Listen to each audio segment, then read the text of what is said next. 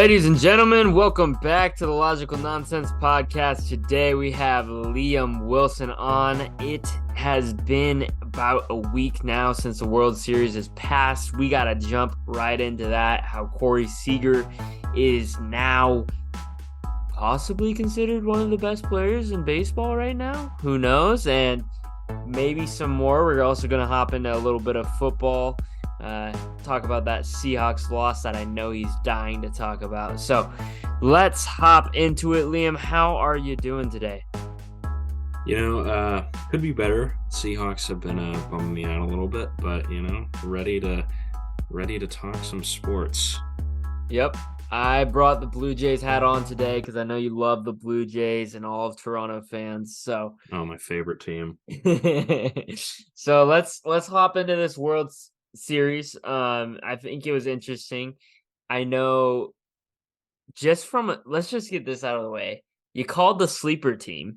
You got to feel pretty good about that. The D-backs. And I also know you talked pretty highly of the Rangers. I can't remember if you put them in the World Series or not, but you had them going deep from what I remember.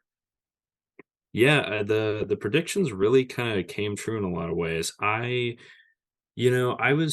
I feel like I was pretty on the money when it came to the Dodgers Diamondbacks series just because of the problems that the Dodgers had with pitching. I was really disappointed to see how kind of what's the word? Choking, I guess, how much Mookie Betts and Freddie Freeman really did not show up in that series. Yeah. And the Diamondbacks, they proved me right. I mean, I thought the World Series was going to go a little bit longer than 5 games, especially after Game 2 when they had that statement.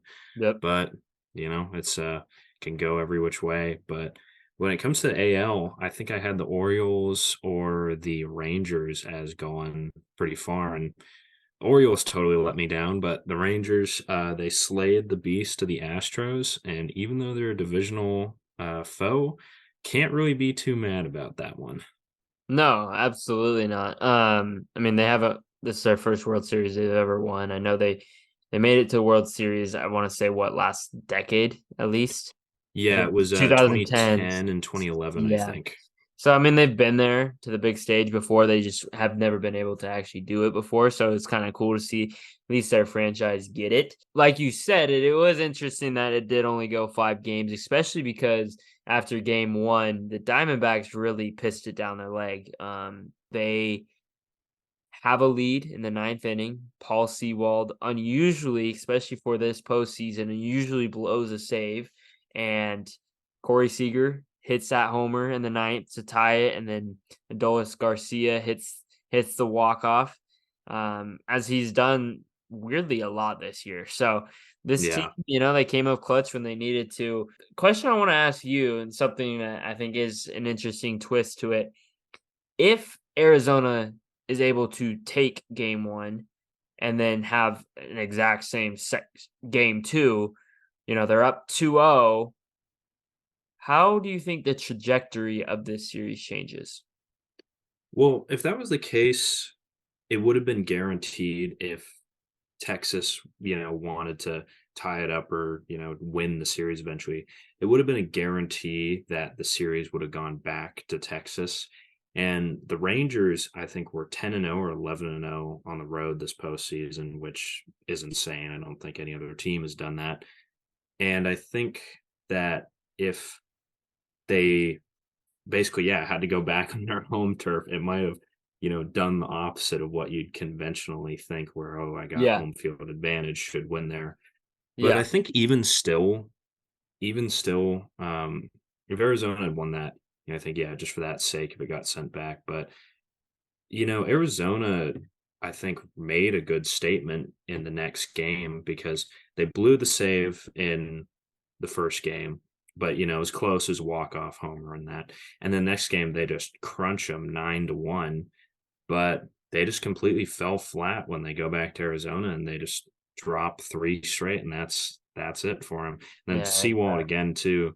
They were down 1-0 going into I think it was the bottom of the 8th. No, maybe actually top of the 9th. Yeah, because Arizona was the home team there. And he just killed all momentum, like Yeah. no chance of some miracle tie up or anything in that one. So that was a bummer to see as a Mariners fan who, Was gonna I say, mean, is it bittersweet to see Seawald blow saves, or how does that make you feel? Because I know he like sometimes you see past players, and I don't know how your guys' relationship with him is. Seawald, I think the fans still all love Seawald, and while it kind of didn't really affect, like, the Mariners bullpen had some issues in September, especially. September was just a down month for the entire team. But no one really wanted Seawald to go. It was kind of weird that the Mariners were sellers at the deadline, and they ended up going on a crazy run in August to kind of get back to even, postseason contention. So I don't think anybody was mad about him going. And I think if he's not a free agent this year, he has 1 year left. And so I think a lot of the thought was that the Mariners had a bit of a surplus of talent in the bullpen. And so it wasn't the worst possible loss. But me personally, I think a lot of others were happy to see him succeed on the team he went to. It might be different if he went to like the Dodgers or something like that, Yeah, some big market yeah, team that always it, seems to win. yeah, absolutely, and it also helps. I mean, he's not even in your guys' conference anymore. It's not like you guys are competing against him all the time. So Exactly. it's definitely helps when they're not like a division or even conference rival that he's going to. And it also, I mean, if we're just gonna keep playing devil's advocate, I mean, he got traded. It wasn't his choice. So, Yeah, um, it wasn't forcing his way out of yeah, town or something like yeah, it that. wasn't like I want to trade or I request a trade, which is interesting. That I mean, does that happen really in baseball? Speaking of that, requesting for I don't think so, especially not nearly as much as like the NBA. Because, if it was similar to the NBA, Shohei probably would have oh, forced himself out of absolutely, town yeah, ages ago. I think it's just the difference in terms of player power between a league, with larger rosters versus yeah, smaller ones. yeah. No, it's just interesting, like seeing the dynamics of like the player versus team relationship, especially because we've started to see more, players are requesting for trades, teams are giving it to him, as we just saw with James Harden, and the Clippers, Yeah, the third or which fourth time he's been just traded. like it's ridiculous to me. So it's interesting that such an old school sport like baseball can continue to have that old school style of not requesting for trades and that kind of thing. But I have two questions on this series going back to the World Series. Where does this rank Corey Seager as a player in the league? I think Corey Seager has got to be like, I feel like Corey Seager kind of goes underrated Do you think he's a sometimes. top 5, top 10, top 15? I would say he's definitely top 10. I think he would have gotten even more buzz for like an MVP season this year if he didn't. He missed a chunk of time, but he was still hitting what, near 330, I think, Oh, at some point in the his hitting season. stats are unbelievable. Yeah, yeah. He hits for average, he hits for power. He's shown up in multiple postseasons now. He's won a World Series MVP, what, in both leagues now. And yeah, he lives up to the billing. So I don't think there's any reason he wouldn't be a top 10 player right now. You know what I think makes him so great too is, and this is so important in baseball, is he can clutch up in big moments. Hmm. I think people get really remembered when they are continually being relied on in big moments, and Corey Seager just continues to be that guy. I mean, you look at other guys who are really, profound great players. Bryce Harper comes to mind. Think about how many moments he's had in clutch moments where he's been able to be that guy. I know, kind of ironic because of how their season ended, but I think you understand where I'm going with this. They've been able to have guys step up, and Corey Seager's been that guy for um, the Rangers. Totally. Yeah. And with your point on Harper too, aside from really those last two games against the Diamondbacks, where they fell kind of flat, like, he's been exactly what you'd expect a Oh, $300 absolutely. million player to do. Absolutely. I mean, like, he had how many homers in I mean, especially against that Braves team, like, going back Mhm. to that, I know we didn't talk about it, and we can if you want to, but, like, the way he was able to hit 2 homers in that game after everyone was kinda critiquing his base running, which I don't know if you heard the podcast, my kinda take on that. I don't know if, like, it was that bad of a move. Yeah. Yeah. You watch the play, and it's, like, one of those things where the ball was hit really hard, and in my opinion, just as easily had a chance to go out or even Mhm. hit the freaking wall. I would say it was more of a minority chance that he was gonna catch that ball than Mhm. not. They're down, he's trying to make a play.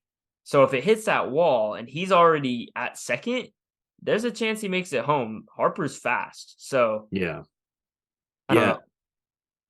know. I'm glad you brought up the Braves versus Phillies series because I have a lot of thoughts on that in general. I feel like, I've really I haven't followed a ton of baseball postseasons like uh as much as like I'd say this one. The postseason that really got me into baseball was the Cubs World Series back in Yeah, 2016, and then yep. I've watched every World Series since then, but I haven't always kept up with like the wild card divisional round games and things like that. Mhm. And I just felt like I was seeing a lot of just crappy attitudes surrounding that whole thing Oh, because it's like absolutely. a lot of people were really they were almost like crying unfair, that, oh, we don't want this wild card team beating, the 100 wins something juggernaut Braves throughout the season. It's just called, baseball is a little bit, I think, even more so than any other like playoffs and sport. It's about like getting hot at the right time and Oh, everything. And that's yeah, why you can definitely see peaking at these the right time, yeah. yeah, that's why you see some of these teams like, the Diamondbacks and these other wild card teams making it all the way through. And it's just called, yeah, if you're the Braves, just be better. Like you have a 100 something win team, you have the um landslide MVP, you have another guy who's hit like 50 something homers. Like it seemed like every guy on that team just about hit 30 homers this season, Yeah. and they just got beat. And the funniest thing after it too was like when the Phillies got knocked out in the NLCS, it's like sure, they should have closed that out and beaten the Diamondbacks when they're at home, and they did miss out on that opportunity. But I just saw so many Braves fans that were like celebrating or mocking the Phillies losing. It's like, dude, they still walked your team. Like, that's your divisional rival that was an underdog that still crushed your team just like they did last year. So it's like, you guys don't have a leg to stand on, I feel Oh, like. absolutely, and it's also funny too because a lot of those Braves fans were bringing up the whole how the playoff system is messed up, the format of it or whatever, because it was what a 5 game series I think they had, and Yep. so they were like, "Oh, if this is a 7 game series, the Braves aren't doing it." It's like the best team's gonna win. Yeah, I exactly. talked about this on the podcast I went on with Germ and stuff about sports. Shout out, but like the best team's gonna win. It shouldn't matter the format. It should like if you have to win now, then do it. You shouldn't have to. Oh, there's this technicality, and I mean that goes across any sport. You know, at the end of the day, there are rules in place. You know those rules going into that. So Hmm. win. Don't Exactly. make excuses. Don't try to like, oh, if this didn't happen, it's like, well, it didn't, and you knew that's how the rules were. So suck it up and be better. Like I said Exactly. multiple times on this podcast, you've heard me say this. I thought the Braves, from a on paper standpoint, and even just watching them throughout the season, they were the best team in baseball Hmm. across the board. I thought they had so much balance within their hitting, their defense, and their bullpen that I was like, who's stopping this team? To have a guy like Spencer Strider in your bullpen and Max Fried, and then you also have Acuna and I mean Matt Olson and like all those guys. Like to lose the way they did against this Phillies team, to me, I think is so embarrassing that they have to cry about it. They have to make excuses for their team and they have to celebrate because I think deep down they're still in a little bit of shock. Yeah, Their team totally. lost because they shouldn't have, you know? So it's definitely interesting, and I totally back what you're saying with that. Another thing too, I'll point out when people complain about like the playoff format and that, and like, oh, too many wild card teams are making it through. As much as I hate this team, the Astros are basically the argument against that. Like every year, they cheated in 2017, but even still, like they've been one of the better regular season teams or one of those juggernaut teams, and they They still show get it it in the done. postseason. Well, So and it's I like think just be better. yeah, what was, the Braves coach? He said that. He's like, because a reporter asked him about the playoff format, like, "Oh, is this bad or something?" And he said the Astros didn't struggle with it. hmm Like Like, 6 or he 7 brings up a straight good point too, like, appearances in the ALCS. yeah, like, it doesn't matter. So, definitely interesting. I also think this World Series was just interesting in general because you have 2 organizations that we're not used to seeing, obviously, the Stros, Phillies, and even if the Braves were to make it past the Phillies, like, we're able to, like, these were teams we're used to seeing. We're not used to seeing the Rangers and Diamondbacks going into Mhm. the World Series, so I think definitely brought a different, feel to the World Series this year for sure. So what did you think about that? Did you like it? Do you think it's good for baseball? Yeah, it's nice to see, like it's interesting. My kind of opinion with baseball when it comes to winning championships in the playoffs is that I think baseball is the hardest sport or hardest, North American professional sport to maintain a dynasty in just Oh, because yeah. of how many things like such a long season, how many things could go like wrong or have to go right and that. Not to say like other sports are easy, but at the same time, baseball like has probably the best parity in a lot of ways in the North American sports. I mean, because it's like what in the past 10 years, the Astros won it twice, but then the Red Sox won it twice. But then the Nationals won one, the Rangers made one or won one. The Royals, the Giants, I think got their last in 2014. The Cubs, after 100 years and that. So there are a Cleveland lot of too, I like think, different if I teams remember. that are winning it or at least making the World Series. And I think that keeps it interesting because it's like, ooh, as maybe good as it would be for, the bottom line, the money for baseball for the Dodgers and the Yankees to make 3 or 4 straight World Series.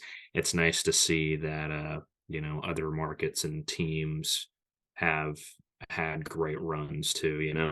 Yeah, no, it's definitely interesting. I think this definitely though, you talked about dynasties and that kind of thing. What does like a series like this mean to an organization like the Arizona Diamondbacks? Do you think, you know, where we should get used to this? Like, do you think they're gonna run it back next year? What do you think? I'm interested to see. I feel like the Diamondbacks um are pretty like both teams I feel like in the World Series were ahead of schedule. The Rangers aren't as kind of like don't jump out to me as much because they paid a lot of money for Seager and Simeon, and to their credit it worked out perfectly. But the Diamondbacks, I feel like are still a pretty young team, and to them, even kind of if they had like made the playoffs, I feel like even just that would have been a success, because it had been a while. They went through some pretty crappy seasons. They've been kind of spending time building up, some draft picks and young talent and that.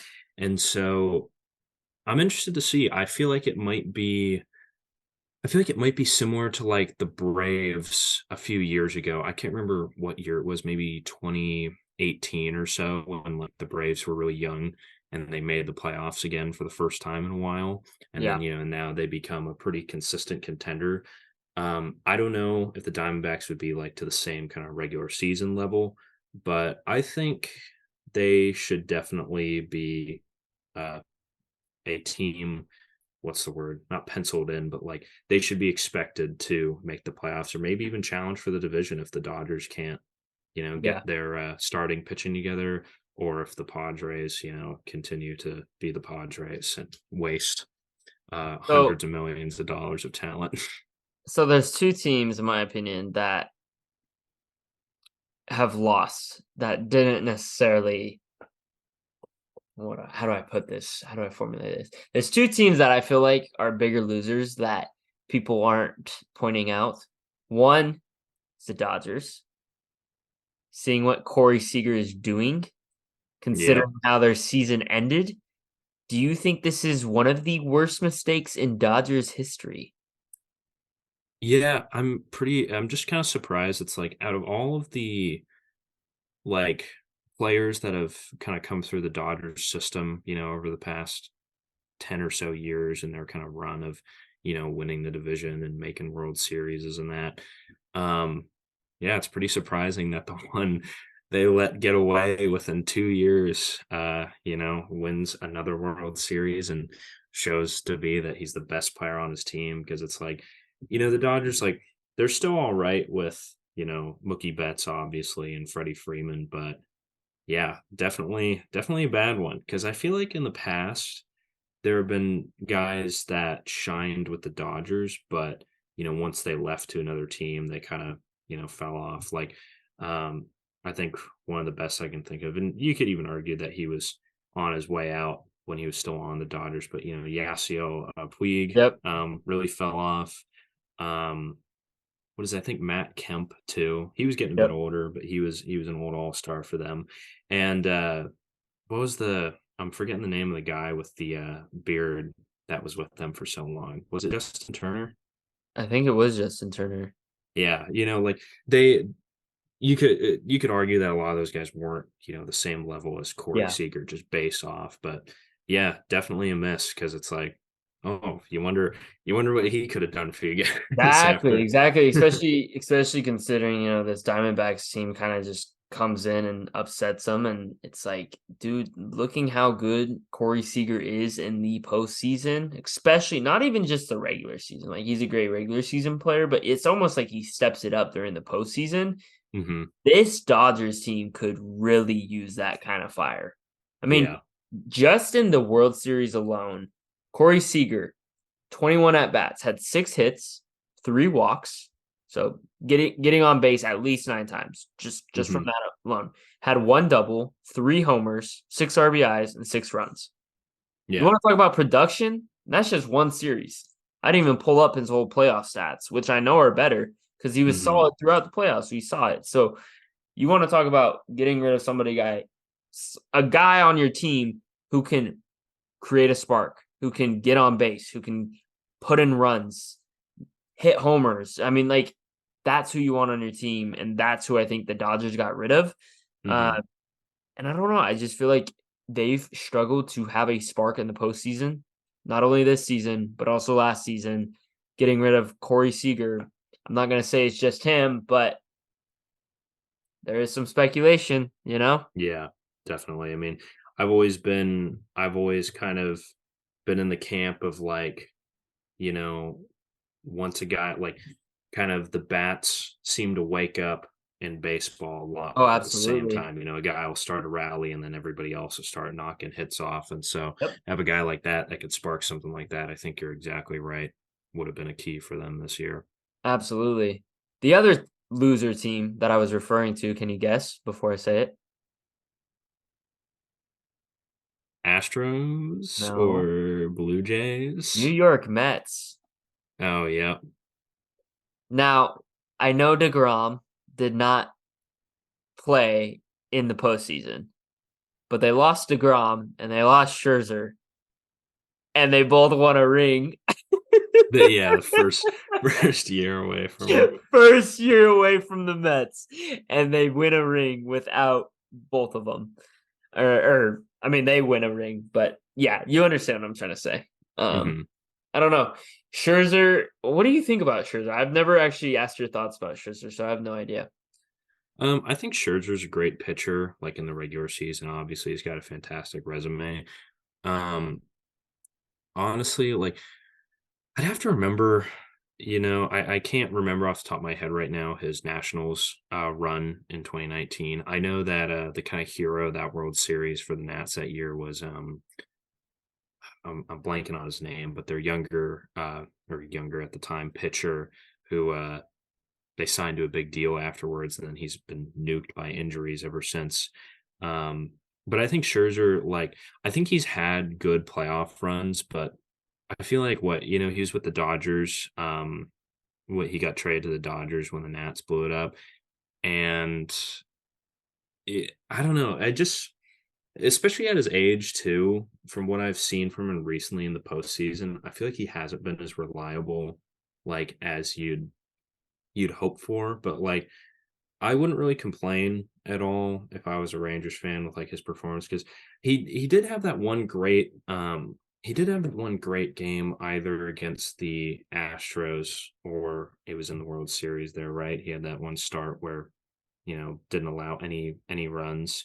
Yeah. But I mean, at the very least they're getting him pitching, he's on the mound. He got injured a bit or was out for a bit in September, and so I think like it was a bit of a question whether he was going to be good to go for the playoffs. But I mean, even if it was that one game, he showed up and it worked out for him. He contributed to the win. DeGrom, on the other hand, he's getting a second Tommy John surgery, right? Yeah. And who knows when he's going to come back next year. I think what our boy Caden was doing some field reporting at the home opener for the Rangers this year, which is actually kind of funny to think that he went to the game there after and they end up winning the World Series. But Yeah. I remember him telling me that DeGrom was getting blown up by whoever they were playing. I think it was the Phillies actually, Yeah. and yeah, didn't really bode well for the start of his Rangers tenure. But if it worked out, it worked out, and I guess they'll have him for the future at some point. So Yep. Exactly. Exactly. No, definitely interesting. Just I don't know. I love looking at who the winners and losers are on trades like that and that kind of thing. I mean, the Mets are just losers in themselves, but yeah, so all right. Let's hop into some football then. Let's hop in a first game that I want to talk about, Ravens Seahawks. Dodge last week was saying to me that they were Super Bowl contenders. And I think he really put a bad jinx on this team because this was a blowout by the Ravens. The Ravens, going into this year, did not think that they would be able to succeed. This defense has stepped up in huge ways and is a very, very solid defense. Some of the statistics on this defense is actually quite insane. I want to say they have had like the second best rated defense or something like that throughout the season. And I don't know what it is now, but they're one of the best defenses in the league. And Lamar Jackson is looking like MVP Lamar a couple seasons ago.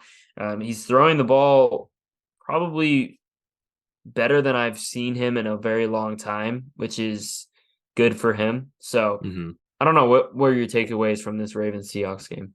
nice wake up call. I feel like for the Seahawks. So the Seahawks have been very interesting this season. I think the defense is shaping up.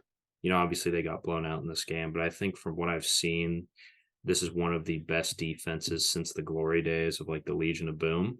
A lot of like, for me, defense, like to be a great defense, you have to generate turnovers. You have to intercept the ball when Yep. you can, force fumbles and that. And they've been doing great with that.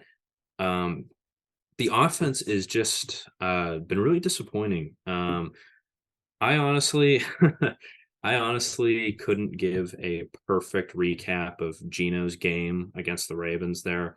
Wasn't good. Over the past few weeks, he basically has a couple of really bad decisions per game. Other than Yep. that, I think he's, about the same as he was last year. But, he's turning over the ball. Like there are just a lot of these interceptions where it's just kind of he shouldn't have ever thrown it, and he's got a Yep. couple breaks too where a player's just dropped it when it really should have been intercepted. But like he'll throw kind of a soft, ball up to the sidelines or something, and the cornerback will just get in front of DK or Tyler Lockett, and it was just an easy pick all the way through. I mean, I saw it twice. At least once, and there was the deflected ball. But I went to the Browns game, the Seahawks home game against them the other week, and it's just a lot of inconsistency. It should definitely be a bit better with the weapons. We have Tyler Lockett, who's always Mr. Reliable.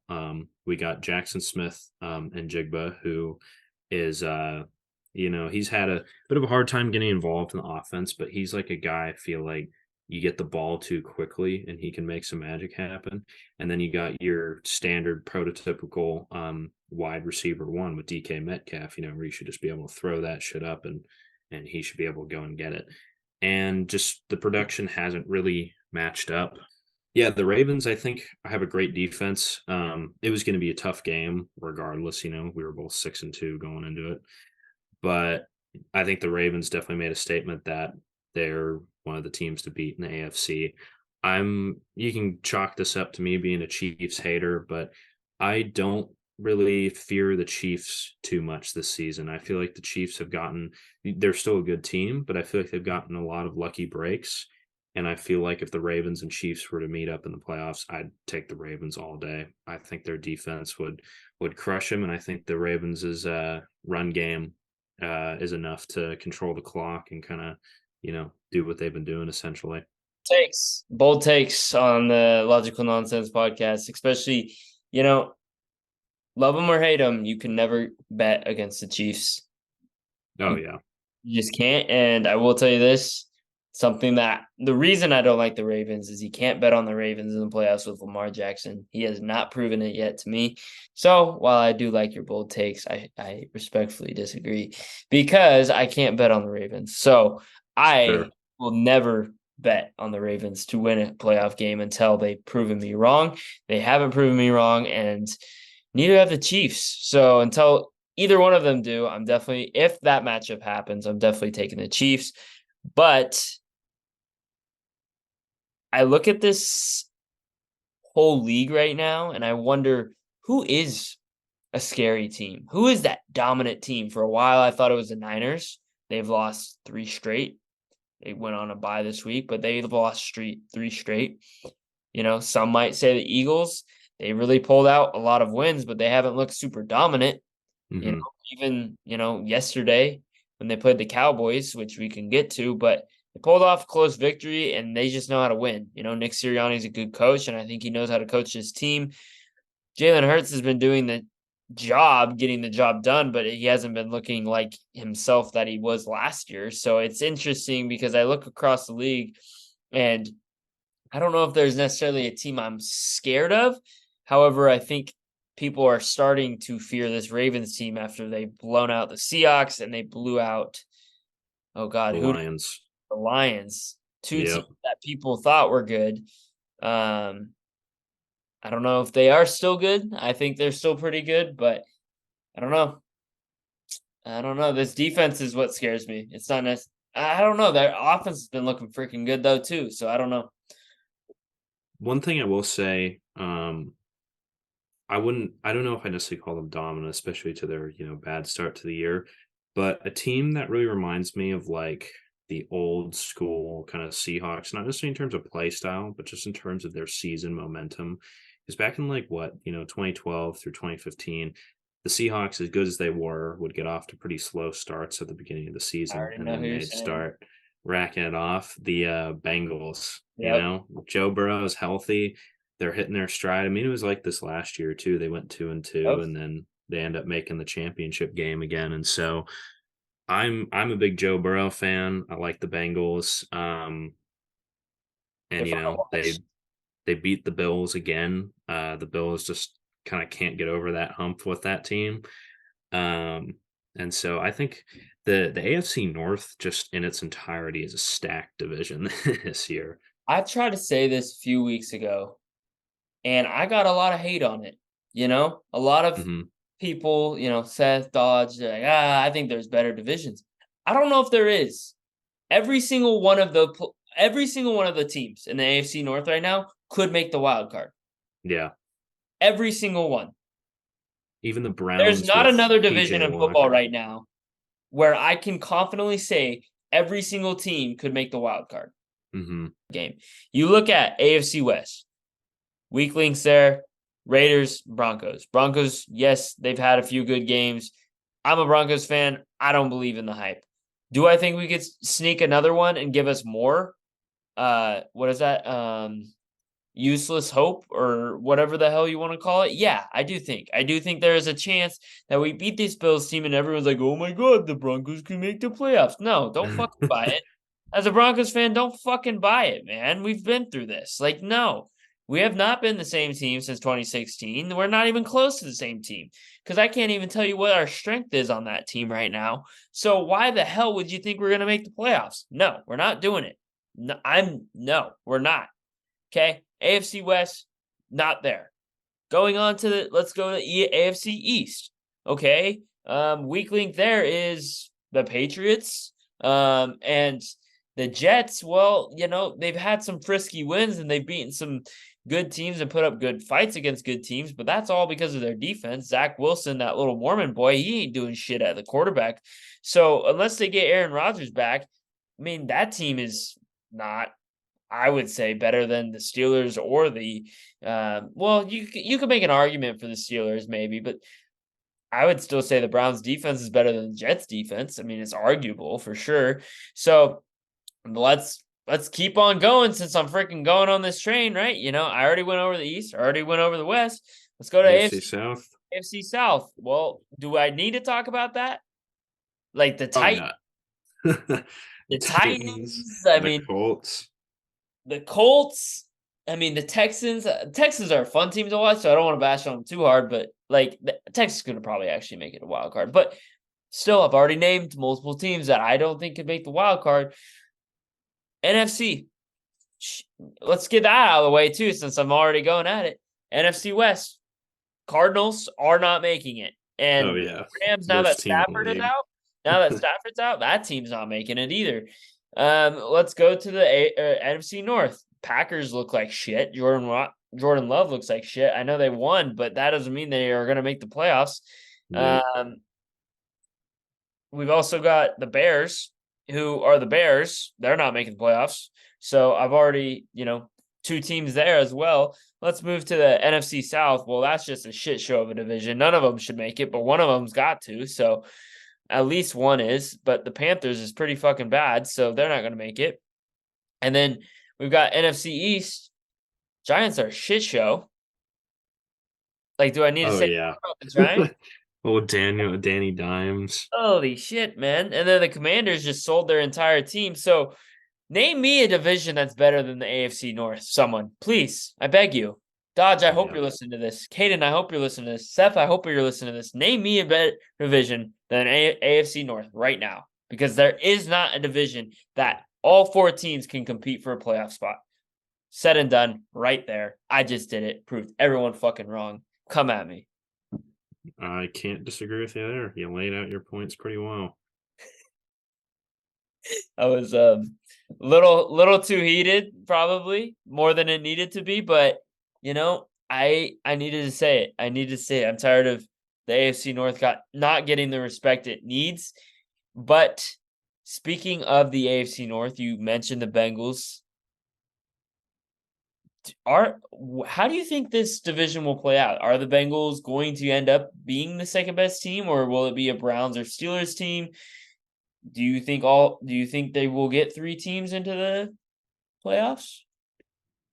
So I think it's going to be the Ravens and the Bengals. As good as good of kind of a run that the Steelers and Browns have been on, to this point in the season.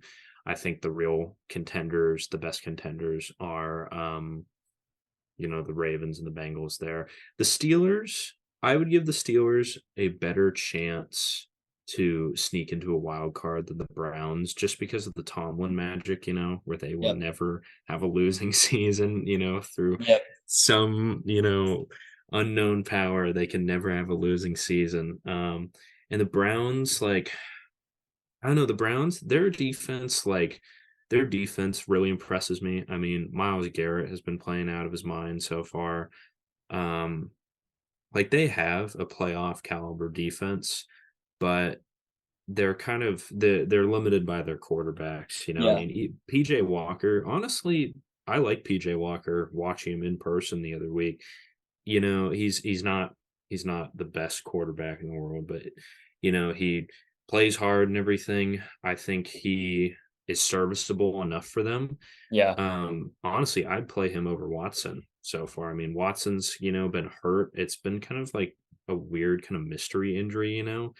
And I've been hearing some rumors about questioning, his dedication to the team and really getting out there and putting himself out there.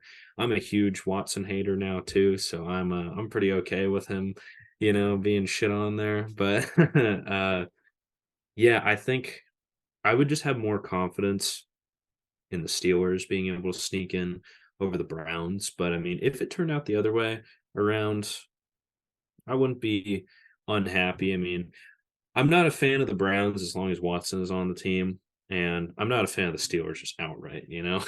But Yeah.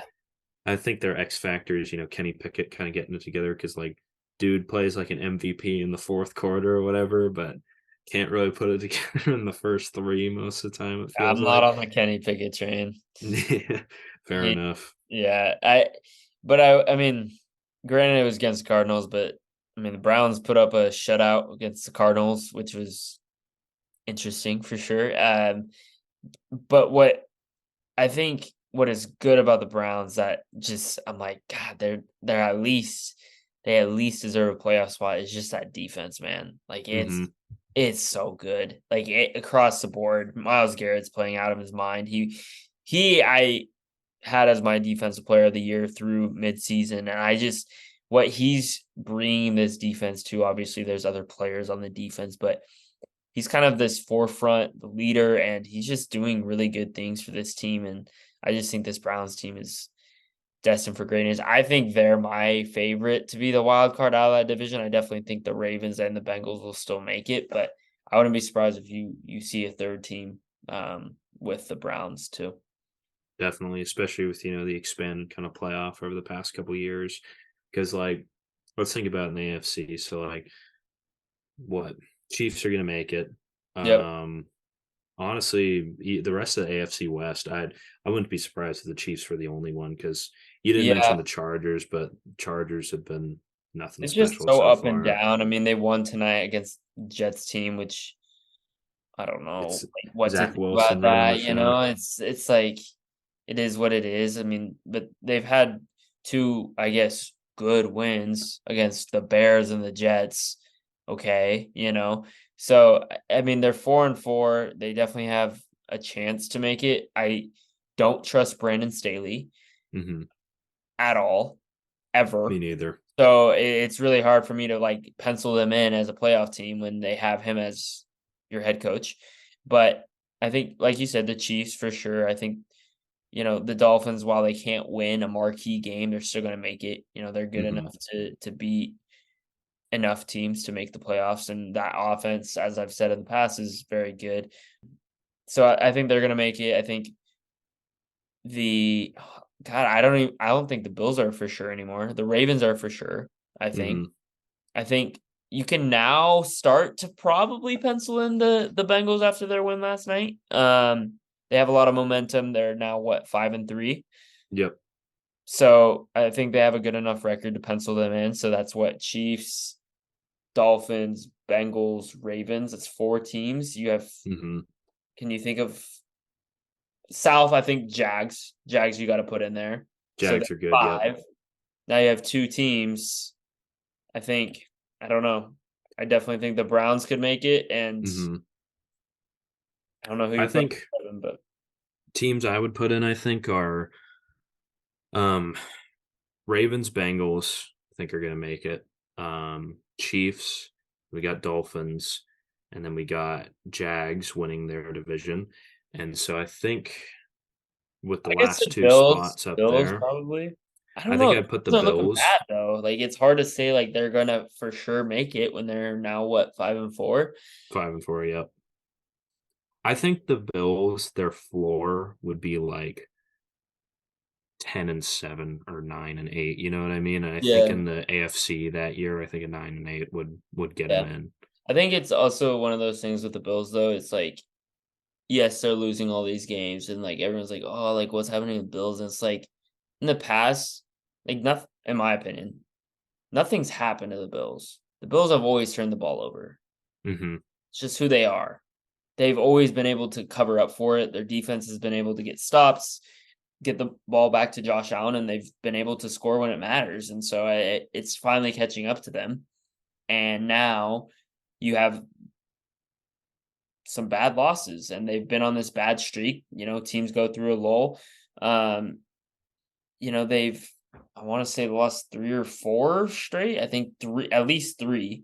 Mm-hmm. And they won that game against the Giants, which was really ugly. But I think looking at this Bills team, they really, really, really need a win. Yep. And as much as this may sound stupid to people, they really need this Broncos win. Like, really bad. Like, this could be a really good game, because I think both teams need this win very badly. If the Mm-hmm. Broncos want any hope at staying alive to make the playoffs, they have to win this game. And I think, weirdly, for the Bills' confidence, they need this game to win as well. Yeah. Can't fall to 500. So, I mean, it's going to be a great Monday Night Football game, right? Yeah. Can't Nothing like can't wait to Broncos on watch it. prime time. Yeah.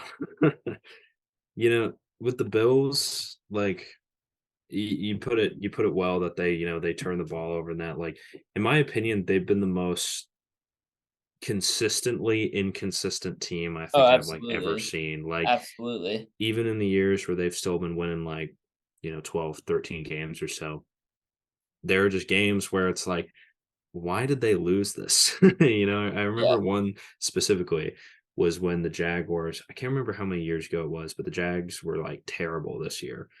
Um, and they lost like 7. The Bills, like, were going into the game like, I think they maybe had 1 loss in the season or something at that point, and then they lose like 7-3 or something against the Jaguars, and it's just like, there's always just been those games where they just don't show up. And I guess it's just happened a lot so far this year. And they definitely, for their expectations, I think the talent they have on the team, which, to be fair, they have had quite a bit of injuries with their Yeah. defense. But just with their talent and everything, they should be in a better position than they are. I think, like, in a lot of ways, I think they could be more of a serious threat than the Dolphins. Like, I'm not convinced. I'm not really sold on the Dolphins. Like, I think they're definitely gonna make the playoffs, and they Um, can, make some noise. But it's like, Trust I'm me, bro. not gonna I'm not sold on the Dolphins. not sold on even making the I've playoffs. If you making the playoffs, is that what you're saying? No, no. Well, I don't know if you were disagreeing with that, but no, I'm with you on not being sold on them there. Yeah, no, I think they'll make the playoffs. I don't think they'll go any further. I mean, look, I called this early, so I'm just gonna pat myself on the back. I said they have beat up on bad teams. Hmm. And when their team got tested against good offenses, they were never able to win those games. And they still haven't. You're going to play good teams in the playoffs. They have yet to prove that they can actually compete against those teams. And so I think it's definitely going to catch up to them. But continue. Yeah. But yeah, no, I think the Bills, like, yeah, realistically are more of a I'd consider them more of, like, if they make it to the playoffs, they get their shit together. I think they're more of a contender than the Dolphins would be. But they just you have to do good enough in the regular season to be able to, prove yourself. And so we'll see how it goes. But I mean, one thing though that is kind of nice to keep in mind, and you don't want to revel in like mediocrity or just good enough, but it is kind of cool to talk about the Bills like this, after they were basically the Mariners for 20 years of the National Yeah. Football League. Yeah, So I know what you're saying. Yeah. No, it's definitely interesting. I also think, something you brought up, they've always struggled against the Bengals. They've had good regular seasons in the past. So they haven't had to face the Bengals in, the first couple games. They had to, wait. If they keep playing bad like this, it's very, very possible they meet the Bengals in the first round of playoffs. yep. And and that that's is been their not good kryptonite. news for the Bills. Yeah, because it's like the Bills. I mean, last year especially, they should have had every advantage there. It's out in Buffalo and home turf, and they just got served. Honestly, just Josh Allen was not looking great, and the Bengals just came in and knocked them out. Did exactly what they needed to do, and so I love if they met up in the playoffs again. That'd be funny to see. I think it's a cool matchup. I think they have good games against each other, but yeah, we'll see. Anything else on football you want to talk? Honestly, not too much. I mean, really, I think the AFC is the much stronger conference this year. I think the Eagles are the best team right now, but again, they're not like they're kind of same selves from last year in terms of their dominance. Um, I think they should still be the favorite though. The Lions, I'm really interested to see how the Lions season plays out and if they, could win the NFC North and what they could do in the playoffs should that happen. Yeah. They're definitely on track, but I don't want to put any jinx on them. Um, what else? I mean, the NFC West is I'm not really convinced with either team anymore. Like the Seahawks could prove me wrong, and I would love if they proved me wrong. But the Niners, I think, they've kind of, unless they start putting it together, Brock Purdy kind of bounces back. I think Purdy, he's a fine quarterback, but it's somebody, I can't remember where I saw it, but somebody was kind of drawing similarities to like the Jimmy G kind of era of San Fran, where like he's a good quarterback based on what he has around him, but he's not going to be a guy that's going to like elevate the team. And that just kind of seems like what San Fran has found themselves with over the past few years, and they've still had plenty of success with it. I was gonna say But it works, but yeah. yeah, yeah. But we'll have to see. Um, who else? The NFC South. God, please don't. Honestly, Just don't talk about them. I it's can't. my least Oh, favorite division in it's football. just so bad to watch. Like it's such bad football every time I watch it. It's extremely sloppy and on offensively. Hmm. Their defenses are actually pretty fun to watch. I mean, they've got some really really tough guys, and I've actually. It's weird how good some of these defenses are. In the NFC South, but it's what is keeping them competitive in these games because Desmond Ritter sucks. Yep. I know Heineke played this week, but Desmond Ritter sucks. And then you've got Derek Carr, who we know the story on him. And we've got Baker Mayfield. got Baker Mayfield, who's been okay. I mean, he's a very average quarterback. And then oh my God, what's his name? Bryce Young getting killed. Bryce Young. I mean, Bryce Young, I looked at his stats before this podcast. He has 8 touchdowns and 7 picks. And, a lot of people are going to be like, oh, he's young. He's turning the ball over. Yes, I agree. The offensive line is also like not blocking anyone. So Mhm. he's like having to get the ball off. He's not being able to go through his progressions. A lot of people have questions, if CJ Stroud and Bryce Young flip flop, how would each other do in the other's role? Mhm. I do think that is a very, very intriguing question. Just because you look at the rosters, and there's an argument, and I'm not saying I agree with it, but there is an argument that Bryce Young low-key has the more experienced players on his team. Mhm. Can better. He's got Adam Thielen. He's got Miles Sanders. Yeah. I mean, Nico Collins and Tank Dell were not names that people were like, oh, yeah, Shad's going to be killing it this year. So, Yeah, he's got the great help there. No, I definitely agree. Like honestly, before the season started, the Texans were pretty well known to be a very talent poor roster. Um, and like really one of the only big names I can name on offense was what their tackle, Laramie Tunsil. yeah. He's a great tackle. And so, that's a good guy to have, to build up an offensive line for your young quarterback. But yeah, I mean, I felt like the Panthers were more aggressive in trying to find some veteran and kind of like Yeah. good talent in the free agency market this past year. And so it's definitely is interesting how it's played out. I feel like a lot of people would have expected the Panthers to be what the Texans are right now. So Well, I mean, Stroud just keeps kicking it up a gear too. I mean, he threw 5 touchdowns on Sunday. yeah, that was an awesome performance by him. And I will say too, I'm a hater of Ohio State in general, but I've I'm been a hater of Ohio historically, State quarterbacks. yeah, the Not one QBs, has ever proved himself, and he's the first one that's proven me wrong. Obviously, he's in his first year, so I don't want to overreact to like what he is or what he's able to do. But as impressive of like just how in control he is in games is how he's not able to give the ball to the defense.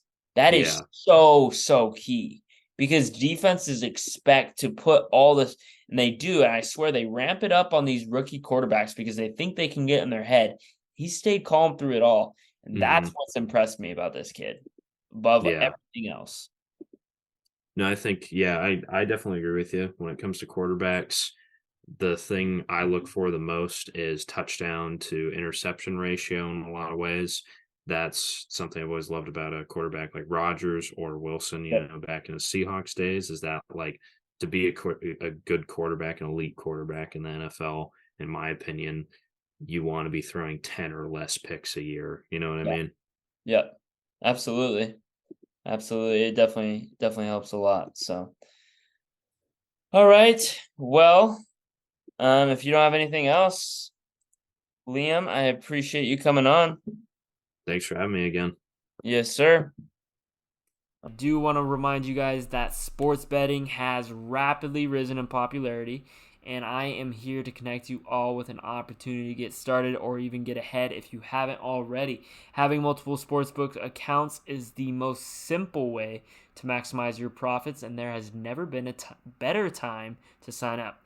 When you visit my page, signupexpert.com/logic, again, signupexpert.com/logic. You'll be connected to all the sports books in your region, along with a review of each platform and its unique benefits. All these sports books have valuable sign-up offers for new users, and when you register through my link, you will automatically receive the top offer at each one. When you use multiple sportsbooks, you ensure that you can always access the best available odds, which is key to successful sports betting. I know. If you want to take advantage of these benefits and support my brand, please consider signing up for your next sportsbook at signupexpert.com/logic. Every year, there has been some really, really great jerseys. Most notably, I think about the Suns jersey a couple years back with the Valley. I think about the Memphis jerseys that have come out in the past. There has been some really, really dope jerseys. And what made these jerseys so cool is that it tied back to the city and was super notable and just executed well. They were designed well. Like I said, they streamed the brand of that team. And as we move through this minimalistic trend, I do think there are certain aspects of life and of business that this can be applied to. It works in certain subgenres. We've seen it with fear of God. I would say we've seen it within artwork. There's certain minimalistic things that work. Sports jerseys, in my opinion, is not one of those things. Sports jerseys are supposed to represent that city, represent that brand of the team. When I go to a Broncos game, or if insert any game, I want to rep the gear of that team. I want people to easily recognize what team I'm cheering for and that kind of thing. Minimalism has really just scraped everything about that. You look at some of the rebrands that have happened in the past couple years. Let's look at one of the most recent, Arizona Cardinals. Does that jersey scream Arizona Cardinals to you? No, it's really minimal, has very little detail to it. Really, it's just a red Arizona or a red Cardinals font with maybe a couple stripes, and that's about it. Like, where is the creativity that we've seen in the past with some of these jerseys? I just feel like it's not being executed correctly. One of the few jerseys rebrands with the minimalism trend that I thought was okay was Minnesota's. I felt as though they did a decent job. Minnesota was a little busy, and that logo isn't like super intrinsic. It's not super deep and detailed. So for them to go a more minimalistic route made sense. Cardinals going more minimalistic route, why? That's a cardinal. It's a bird. You can bring in wings. You can bring it, like, there's so many cool things about Arizona, the landscape of Arizona, as well as Cardinals, that you could brought so much more to the table than what they did. Looking at these City Edition jerseys, they went the wrong route. Many of these jerseys went towards that minimalistic trends, and I don't understand why. You have some of these inspirations are really cool, but are executed super poorly. So I will be going through each and every single jersey. Feel free to follow along. There's plenty of leaked images of these jerseys. So make sure to follow along, so you're not just like sitting in the car like, what is this man talking about? Like, starting first, we have Atlanta Hawks jersey. So Atlanta Hawks, they got inspiration from their Peachtree City Edition uniforms that they had a few years back. They used to have blue in their logo, so a little bit of retro, a little bit of the peach theme.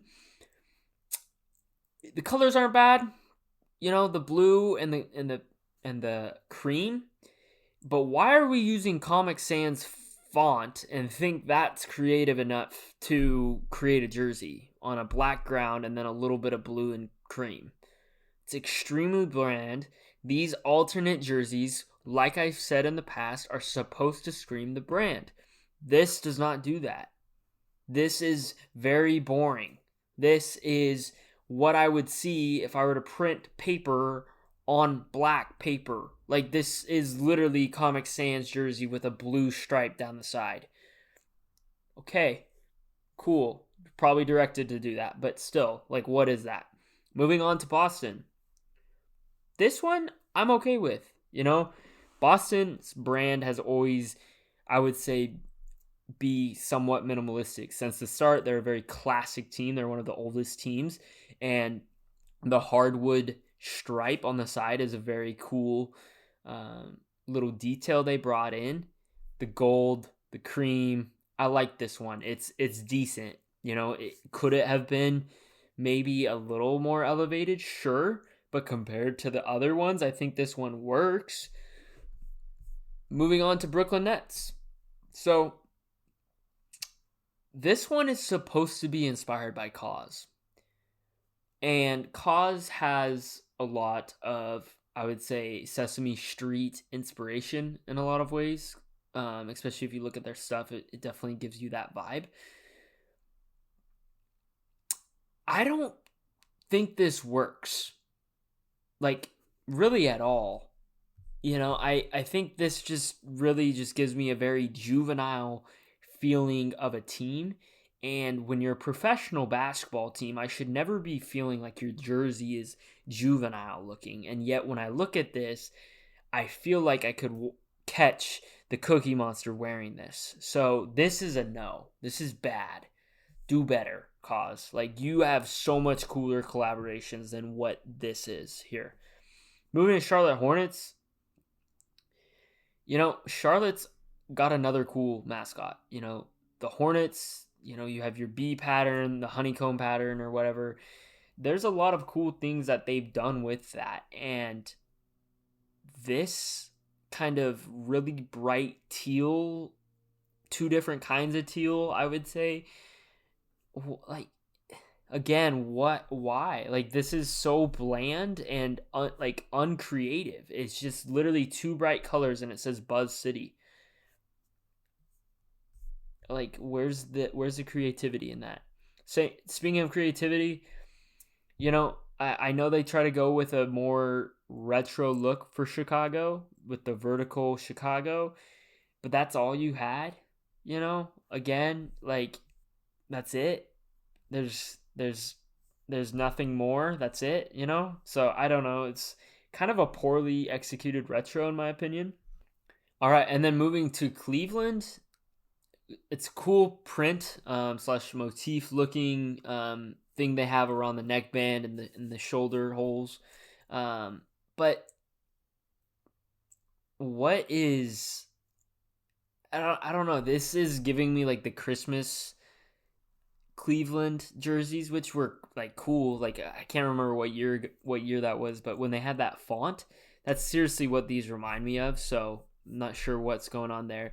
The Mavs, again, very underwhelming. If you're gonna do a nod to a musician, go deep into it, man. Like, I don't know, put musical notes, put something. This is extremely bland. It's just a black, gray, or black, silver, and blue jersey with minimalistic stuff. Like, go further.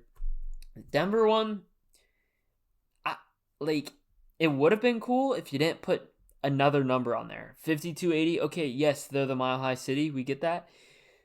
Having multiple numbers is kind of confusing, man. I don't like that. Like, why do we have 5280 on the bottom? That's just not it. So, not a fan of those. Detroit Pistons, I like that they try to go with the Bad Boys theme. Like, that's cool. But dig deeper. That print on the side could have been really dope. Like, if it was more visible, if they played a little bit more into that. But again, this minimalistic trend, they can't play more into it because that's going to be too distracting. Like, whatever. Then we've got the Golden State Warriors with the San Francisco with the weird, like, I guess, hilly print. I get, like, they're trying to play into that, but it kind of just looks like this weird railroad. I don't know. Just don't vibe with that one. Houston, it's a cool retro, I guess. It's a little underwhelming. It's just a white jersey that says H-Town with, blue and red, and it's okay. Now, this next one is terrible. Indiana Pacers. This is the most juvenile looking print I've ever seen in my life. It's like if you were to give a 4-year-old a highlighter and tell him to draw a jersey, this is exactly what he'd come up with because he'd spill the highlighter on the side like they did here. I don't understand what this is supposed to be. It says something about having a spray paint vibe. I've never seen spray paint with that bright of yellow and that bright of blue in my life. So, and I also know that if it was like if they're going for a graffiti look, this is not it because this is the worst graffiti I've ever seen in my life. So, god awful. Moving on to the LA Clippers. We've got Clips. Who calls them the Clips? Never heard. Ever. So I again, very underwhelming. You live in LA. You have all these things around you. You have some of the biggest things. Why not play into the Hollywood or wherever you're at? Like, play to your area better. This is underwhelming. LA, it's cool that they went back to the retro. I again think they could do more with that retro, but it's not bad. There's worse ones that I've seen. Memphis, it looks like they're trying to do like an Adidas logo. Like, I know it's supposed to say Mem, but it doesn't work here. So again, not a fan. Heat culture, Miami Heat.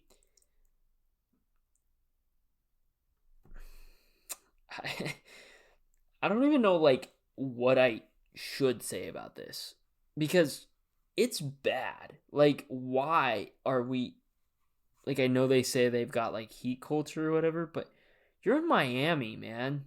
There's so much fun stuff to play into, and I understand they're trying to get away from those Miami Vice. It works. It sells. This will not sell. I promise. It will not sell. This is bad. This is extremely boring and playing into something that people don't care about at all. So don't do this. Again, please. Milwaukee Bucks. So every other team, we're going to go to a minimalistic thing, and then Milwaukee Bucks, we're going to go to a Seahawks themed jersey with the bright blue and green. Okay, that makes sense. Not at all. This does not fit within Milwaukee whatsoever. Minnesota. What? This looks like a movie, kind of. Like, it's kind of cool, but it doesn't really fit for the city, really. I don't really understand it. It doesn't remind me of water. It reminds me of like a DNA kind of thing. I don't really know what's going on here. New Orleans Pelicans. I like that they are trying to go into the Mardi Gras colors. That's cool. It obviously is something huge in their thing. We've seen better Mardi Gras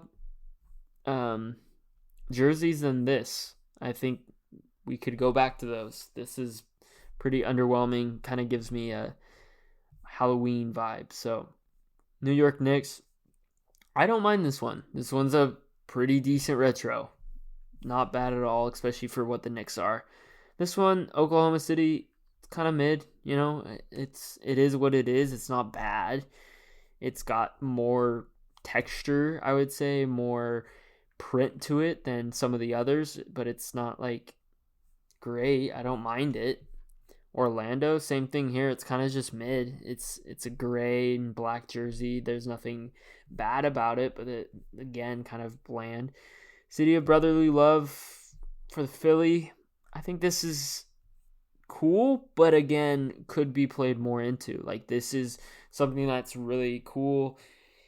I just think, like, you could do so much more with the details you have there. Like, the sad part about this is, like, the little details they put on here, they're going in the right direction. They're just not playing into it enough because of this minimalistic trend. Like, it's like they're putting a half-ass effort, and it's showing, and I feel like they're not going to sell as well as they could because of that half-ass effort. Going to the Phoenix Suns, these are great, man. These are probably the best ones.